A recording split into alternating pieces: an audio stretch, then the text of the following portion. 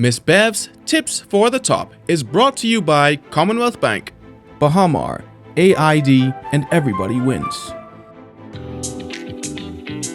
Welcome to Ms. Bev's Tips for the Top, a social media series created and hosted by Mrs. Beverly Wallace Whitfield. The series has been a lifelong dream of Mrs. Wallace Whitfield. Will cover a wide range of topics relative to our way of life. Some of the contents may mash your corns. However, I invite you to listen to the message, but don't shoot the messenger. Here now is your host, Ms. Beverly Wallace Whitfield. Hello again. We're back together. With everything in life, there's a right way to do something and a wrong way. And today's message to you is how to conduct introductions the right way. It's important. Every person feels that they're important. And if you get their name wrong, or you bumble and make errors, that's not a successful introduction. You've got two people, and you have to remember that one is introduced to the other.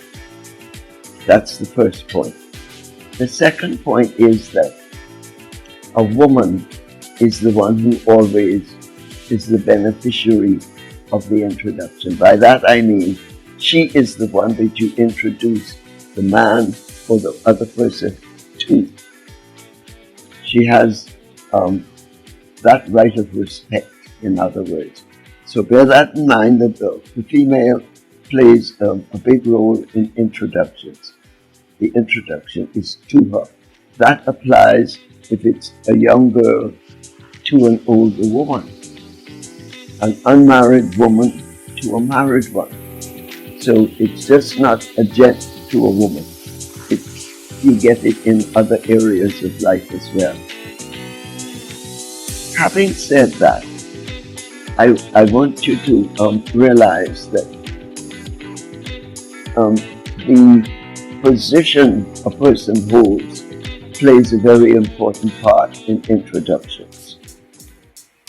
This is where you recognize that they do have a position, and particularly if they have a title that goes with that position. So when we come to introducing a person, you have to bear in mind, does the other party have a higher position and one with a title and so on? In that case, that's the exception. Everything is switched around and the introduction is then made to the one person of a higher order. This applies to people like royalty. If any member of the royal family came, you would be presented to that person. It applies if it's in the church, if it's a bishop or someone of a higher position, then the introduction is to the bishop or the person holding the higher position than the bishop. And of course, in the United States, if you were being presented to the president, there again, it would be to him and not the other way around. So there are exceptions, and you have to be careful to look out for them. Another one is if it's a young person and an elderly person of distinction. There again, the elderly person is the one to whom the introduction is made. Now, what are some of the things you say when you're making an introduction? May I present with the names? May I introduce? This is, all of those are very acceptable. And then you say, well, what's the answer? May I do something? The answer is, how do you do? A simple, how do you do? And the answer to that is, Very well, thank you. And generally, what follows is a handshake. Now, this isn't set in stone. The person who is the principal of the two should be the one to extend the hand and initiate the handshake. When two men are introduced, they generally do a handshake anyway. But it's not, as I say, set in stone that you must shake hands. It's just something that you can do that's a nice gesture. Women, of course, we always have the advantage of a smile. That can take the place of many things. So we can smile and move on. When you're making an introduction, it also helps to say something about the person that you're introducing, because it gives them a point of conversation there. So there are a few things that you remember. The names, get them right, because there are two names, two persons you're introducing to each other. So get the names right. Speak clearly so that each person hears you perfectly, because Dale Carnegie once taught us, took a course, and he said, a person's name is the nearest and dearest thing to them. When you think about it, you've heard it, your name, before you could even speak it yourself. You've had it all your life. So you want to get it right. That's important. Clearly, get it right, and then make the introduction. There are some no-nos as well with introductions. One is that you don't use first names only in an introduction. There has to be a first name, a surname. That makes sense. Otherwise, Francis or Jim or Jane could be anybody. But you put a surname with the introduction. And please avoid calling one of them your friend. May I introduce my friend? It implies that the second person in the introduction is not a friend and not worthy to be called a friend. So you can inadvertently upset somebody by doing that. Never, never. And as I said before, try to leave the two persons with a point of conversation. You might say, and you remember the titles if there is one. Let's use the example that one of the persons being introduced is a doctor of medicine. You might say, this is Dr. Earl Jones. Guess what? I knew Dr. Jones in high school. You need these two people. You complete the introduction and you leave these two people with something to talk about if they wish. So that's always a good point. When you have made the introduction and the person who said, how do you do?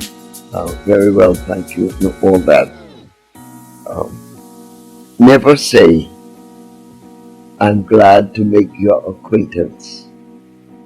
I don't know where that came from and why it started, but please don't use it. It's a no-no. I said before, men usually shake hands.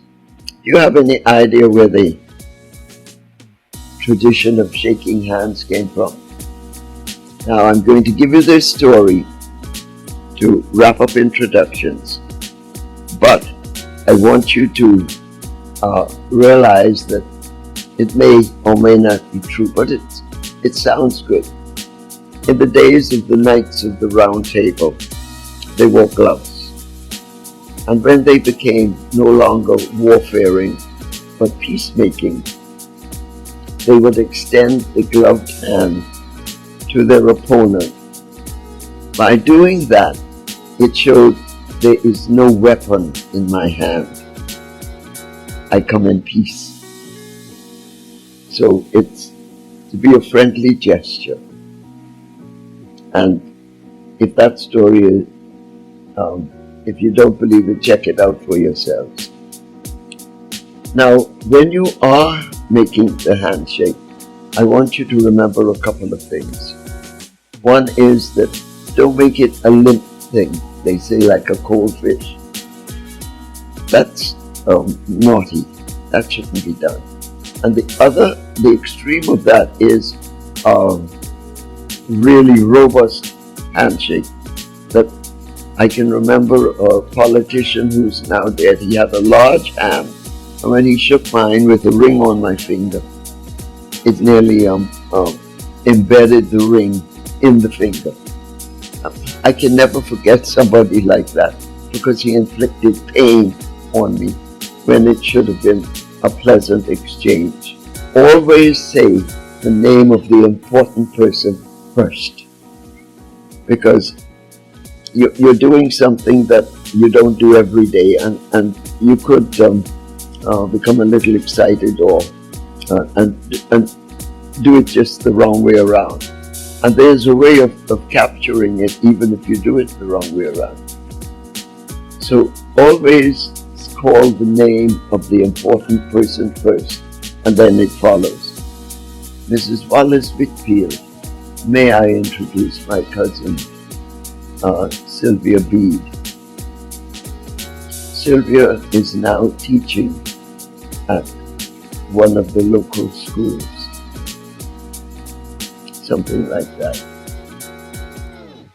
And the other, I repeat, not just first names, but always a surname and a title if you know one. I'm going to say farewell now and leave you with a motivational saying. It's not that some people have willpower and some don't. It's that some people are ready to change and others are not. Take note. I'll see you soon, next time. You've been watching Ms. Bev's Tips for the Top. See you next time. Miss Bev's Tips for the Top was brought to you by Commonwealth Bank, Bahamar, AID, and Everybody Wins.